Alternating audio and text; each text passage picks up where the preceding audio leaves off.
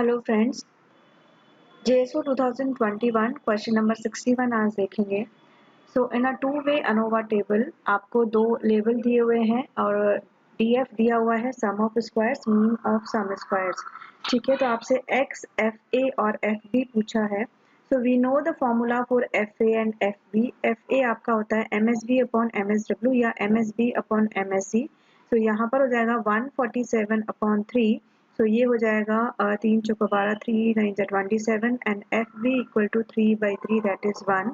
सो options में हम देख लेते हैं। डिग्री ऑफ फ्रीडम आपका है 8, एडिशन हो जाएगा तो 8, 49 एंड 1। वैसे भी अगर आप दो भी कैलकुलेट करते हैं तो ये ऑप्शन आपके चले जाते हैं। So option 2 will be the correct answer. Next come to the question number 62। Question number 62 जो है लग सिंपल सा रहा है बट इसमें थोड़ा सा एक ट्रिकी चीज़ है। ये नोट्स में मैंने इस टाइप के काफ़ी क्वेश्चन सॉल्व कराए हुए हैं। सो जो डेसाइल का जो फॉर्मूला होता है दैट इज यानी 6 है तो 6 into n+1 upon 10 10th observation. Okay, इसमें ये ऑब्जर्वेशन या nth टर्म चलती है। तो n हमारा क्या है यहाँ पर 1 2 3 4 5 6 है। तो ये 6 इंटू 6 प्लस 1 7, तो 42/10th ऑब्जर्वेशन। तो ये हो जाएगा 4.2th ऑब्जर्वेशन। ठीक है, अब 4.2 कैसे कैलकुलेट करेंगे, वो तो हो नहीं सकता कैलकुलेशन।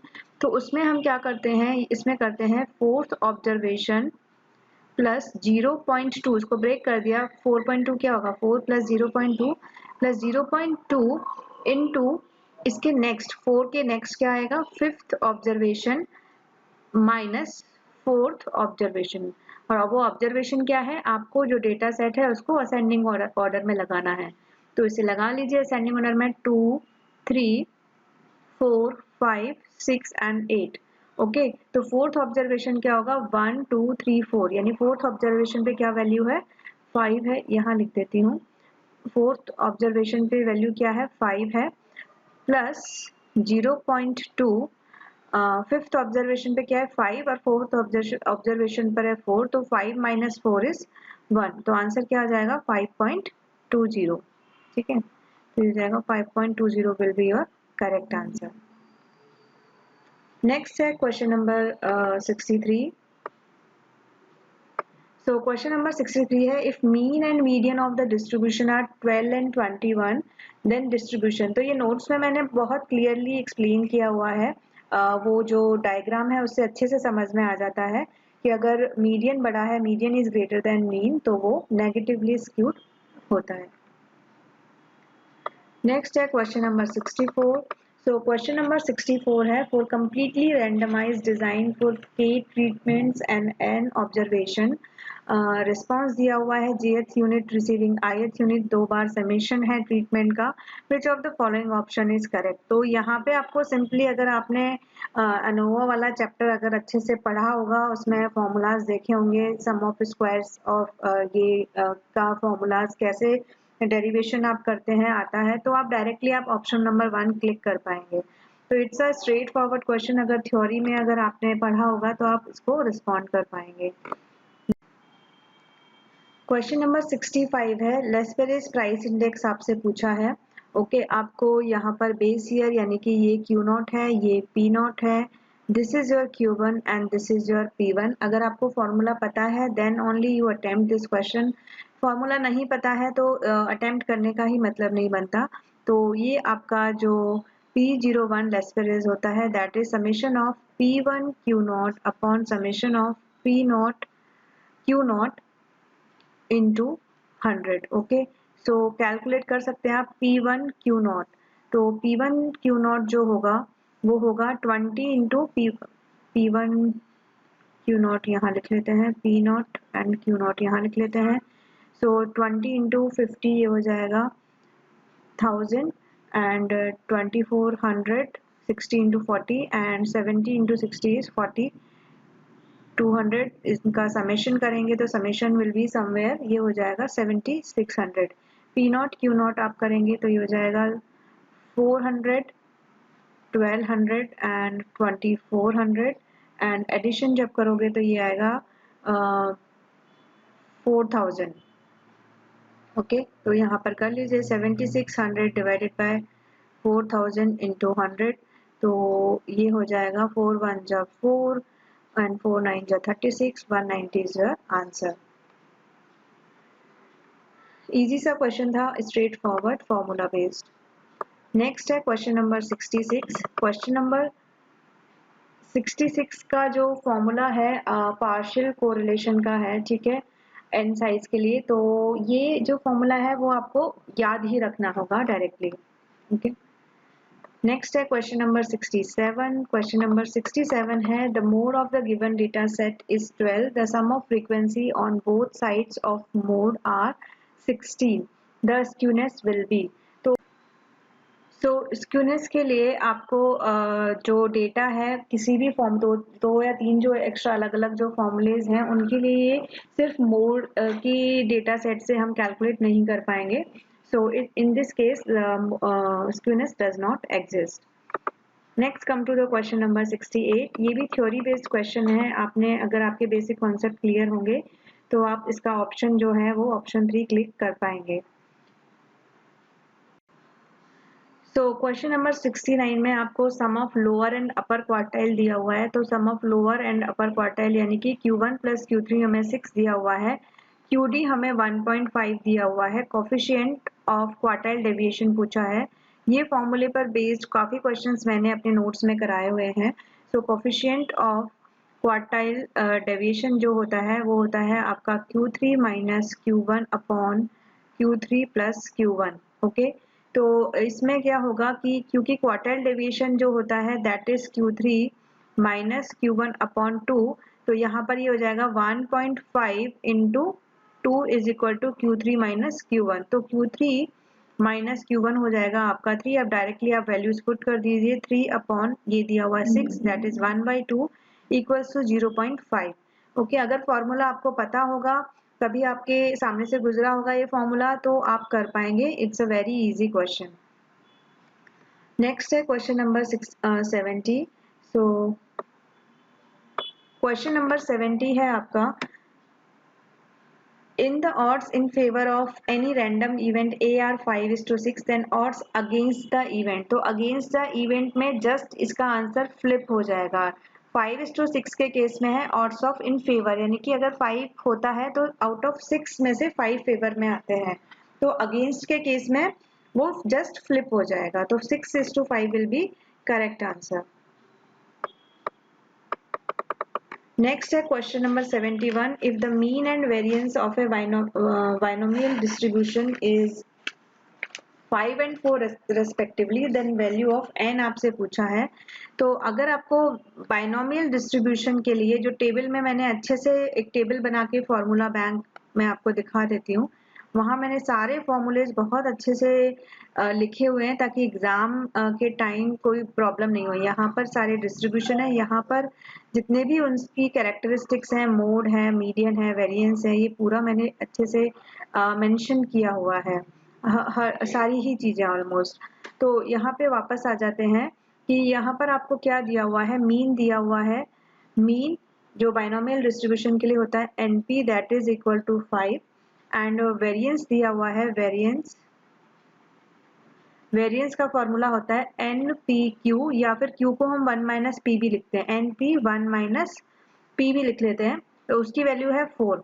ओके, तो यहाँ पर हमें वैल्यू ऑफ n पूछा है, तो दो इक्वेशन है, यहाँ पर NP की वैल्यू पता है, तो 1 माइनस पी की वैल्यू क्या हो जाएगी 4/5।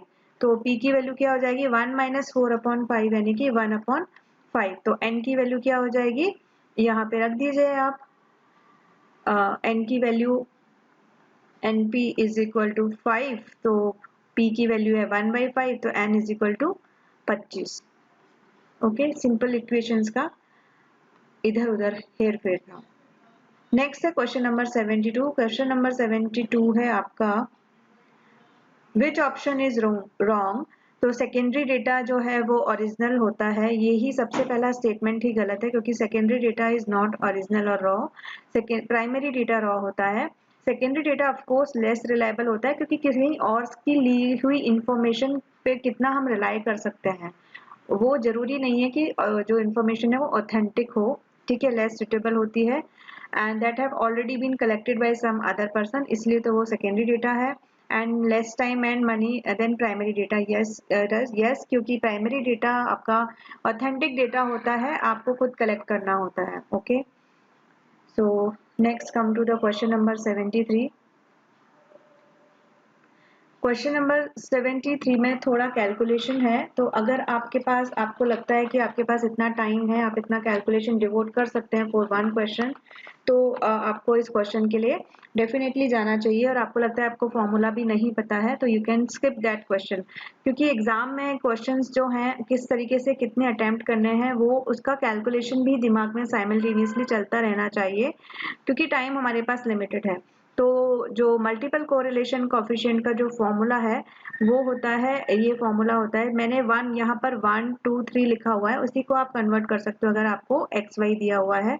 तो आर एक्स वाई का square plus R X Z का square minus 2 R X Y X Z and R Y Z upon 1 minus R Y Z का होल स्क्वायर। अब यहाँ पर स्क्वायर है तो अंडर रूट हट जाएगा। ओके, तो सबसे पहले सॉल्व कर लेते हैं। आर एक्स वाई का होल स्क्वायर यानी कि 0.8 का स्क्वायर प्लस एक्स जेड यानी कि 0.64 का होल स्क्वायर माइनस के 2 0.8 0.64 0.79 अपॉन 1 माइनस 0.79 का होल स्क्वायर। तो इसको आप सॉल्व करेंगे तो आएगा 0.3759। यहाँ पर 0.79 का पहले स्क्वायर करो, फिर 1 में से सब्ट्रैक्ट करो। सिमिलरली ये जब आप कैलकुलेशन करेंगे यहाँ पर, तो एडिशन करने के बाद आएगा यहाँ पर 2507 अपॉन 3759। ओके, अभी इस केस में जो आपको सिंपल यहाँ पे आप डिवीजन कर सकते हैं, तो डिवीजन जरूरी नहीं है कि आप 4 डिजिट का ही करें।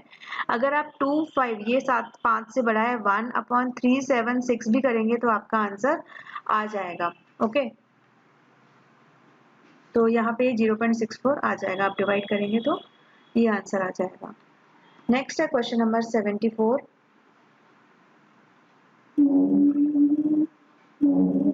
क्वेश्चन नंबर 74 स्टैंडर्ड एरर से है, डायरेक्ट फॉर्मूला बेस्ड क्वेश्चन है। तो जो फॉर्मूला होता है स्टैंडर्ड एरर का वो होता है SE is equal to sigma upon root n. Okay, तो सिग्मा यानी कि जो स्टैंडर्ड डेविएशन है, आपको डेटा दिया हुआ है तो उसमें कैलकुलेशन मेन स्टैंडर्ड डेविएशन की है। तो आप पहले डेटा को असेंडिंग या डिसेंडिंग ऑर्डर में कर लीजिए। उसके बाद सबसे पहले मीन x माइनस आपको मीन निकालना पड़ेगा, देन x माइनस एक्स बार निकालना पड़ेगा, then x minus X bar का होल स्क्वायर कैलकुलेट करना पड़ेगा, देन सिग्मा हो जाएगा आपका under root of summation of x minus X bar का होल स्क्वायर अपॉन n। ठीक है, उसके बाद फिर यहाँ पे वैल्यू रखेंगे। n आपको पता ही है, कैलकुलेट कर लीजिए, 1 2 3 4 5 6 है। ओके, तो असेंडिंग ऑर्डर में आप रखेंगे तो आ जाएगा ये 4 5 के बाद आ जाएगा 10 12 15 एंड 20।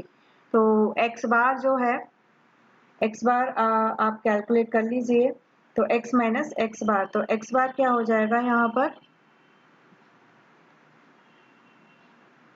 यहाँ पर समेशन ऑफ दिस, इनका समेशन कर लीजिए तो ये आएगा summation of x i is equal to हो जाएगा 66 अपॉन 6 यानी कि 11 आ जाएगा। तो 4 माइनस 11 यहाँ आ जाएगा माइनस का 7, यहाँ आ जाएगा माइनस का 6, ये हो जाएगा माइनस का 1 then plus 1 then 4 and then 9।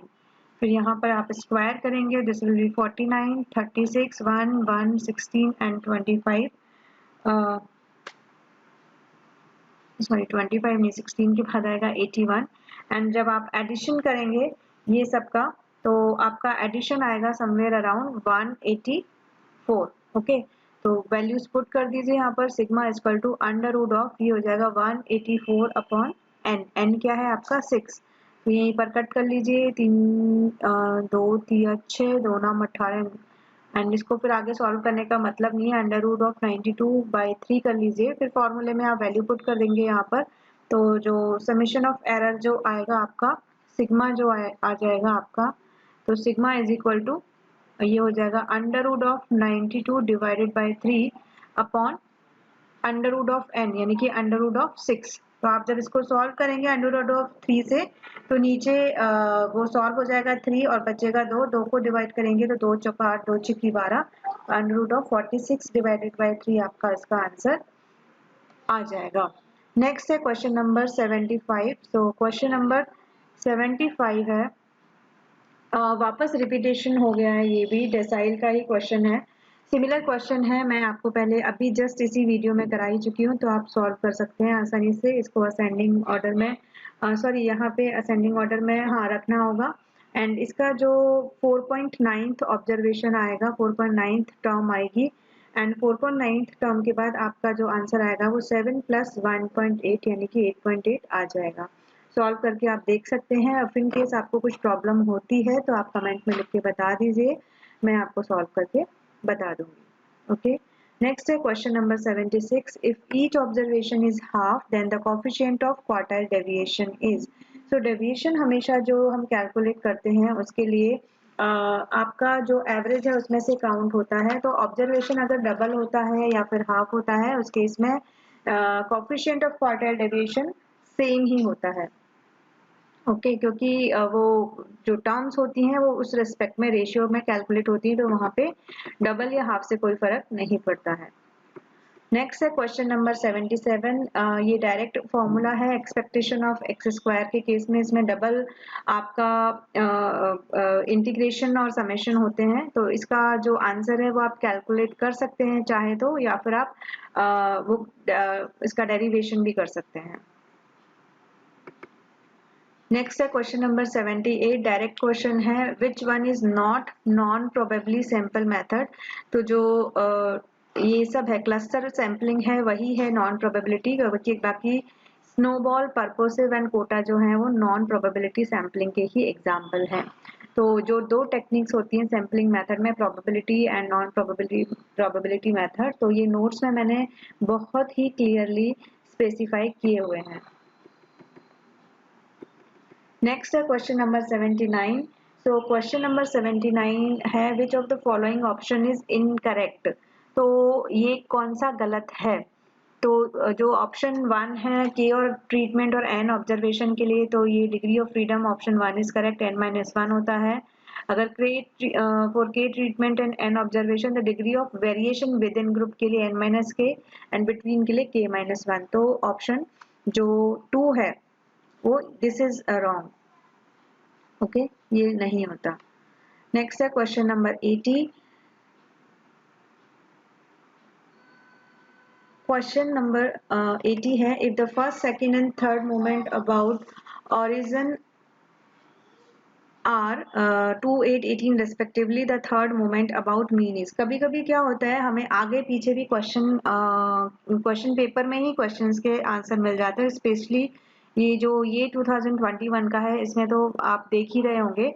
Like अगर क्वेश्चन 80 से के बाद हमने 81 पे थोड़ी नजर भी डाली होगी तो डायरेक्टली हम आंसर लिख सकते हैं, हमको सॉल्व करने की भी जरूरत नहीं है, क्योंकि यहाँ ऊपर थर्ड मोमेंट पूछा है और नीचे थर्ड मोमेंट दिया हुआ है हमें 14 -14 यहाँ पे दिया हुआ है। अगर आप ध्यान से क्वेश्चन पढ़ेंगे तो यहाँ पे थर्ड मोमेंट पूछा है, सेम क्वेश्चन है 2, 8, 18, यहाँ पर 8 और 18 दिया हुआ है, सेकंड और third moment, second and third moment, and about third moment about mean -14 दिया है, फर्स्ट मोमेंट पूछा और यहाँ पर फर्स्ट मोमेंट 2 दिया हुआ है, तो यहाँ पे आंसर आ जाएगा 2, यहाँ पर आ जाएगा -14। ओके, लेकिन हाँ हमें सॉल्व करना आना चाहिए। तो सॉल्व करने के लिए इसका जो थर्ड मोमेंट के लिए मीन के लिए जो फॉर्मूला है आप कैलकुलेट कर लीजिएगा μ3 से, वो भी मैंने ये क्वेश्चंस लिखे हुए हैं, that is μ3 dash -3 μ2 dash -μ1 dash +2 μ1 dash का होल क्यूब। ठीक है, वैल्यूज आपको दी हुई हैं, आपको थर्ड मोमेंट यहाँ पर मीन के रिस्पेक्ट में निकल जाएगा, और सेम इसी फॉर्मूले में आप वैल्यूज को शिफ्ट करके यहाँ पर क्वेश्चन नंबर 81 का फॉर्मूला भी निकल जाएगा। लेकिन अगर एग्जाम में आप कर रहे हैं तो आपको थोड़ा सा ध्यान देना पड़ेगा, और 80 और 81 को बिना सॉल्व करे आप बहुत ही टाइम यहाँ पर सेव कर पाएंगे। ओके, next है question number 82. If each observation in a data set for number of employee in different division is double, then the coefficient of quartile deviation, repeated question है, remains same. ऐसा कोई भी question आता है वहाँ पे deviations will always remain same. Which is not relative measure of skewness. Okay, so relative measure of skewness जो है वो mean minus mode of course नहीं है, क्योंकि ये सब decyl, quartile deviation and percentile की फॉर्म में ही हम कैलकुलेट करते हैं, पहली बात। दूसरी बात ये कि जब भी रिलेटिव कोई भी चीज होती है वो हमेशा जो फॉर्मूला होता है वो रेशियो में होता है, कभी भी डायरेक्टली इस तरीके से नहीं होता। तो इफ इन केस आपको फॉर्मूला नहीं भी पता है तो यहाँ पे थोड़ा सा कॉमन सेंस लगा के आप ऑप्शन 4 को टिक कर सकते हैं। Next come to the question number 84। Question number 84 है आपका, which of the following correctly completes the given statement? Index number helps in, तो इंडेक्स नंबर हम calculate he cost of living या फिर डीएनएस अलाउंसेस या फिर रिफ्लेक्टिंग द रियल इनकम, इन सभी कामों के लिए इंडेक्स नंबर यूज किया जाता है। तो with no doubt option 1 is correct. Next है question number 85, arithmetic mean of the following. इतने डिफिकल्ट क्वेश्चन के बाद जब हम क्वेश्चन नंबर 85 पर पहुंचेंगे तो सोचेंगे कितना इजी क्वेश्चन आ गया, थोड़ा रिलैक्स फील होगा। ओके, तो यहाँ पे सिंपल एफ एक्स कर लीजिएगा आप। एफ एक्स का समेशन मैं आपको बता देती हूँ, बहुत ही आसान सा सवाल है। समेशन ऑफ एफ एक्स क्या होगा, यहाँ पर आप मल्टीप्लाई करके एफ एक्स निकाल करके आप समेशन निकालेंगे तो 90 आएगा। एंड यहाँ पर फ्रीक्वेंसी के केस में समेशन ऑफ एफ होता है, तो आप कर लीजिएगा, वो आएगा 13। तो आपका मीन सिंपली क्या हो जाएगा 90 अपॉन 13। तो सॉल्व कर लीजिएगा, ये 6.923 ही आएगा। ओके, बाकी के क्वेश्चन अगले वीडियो में, तब तक वर्क हार्ड, प्रिपरेशन करिए आप। All the best, see you soon.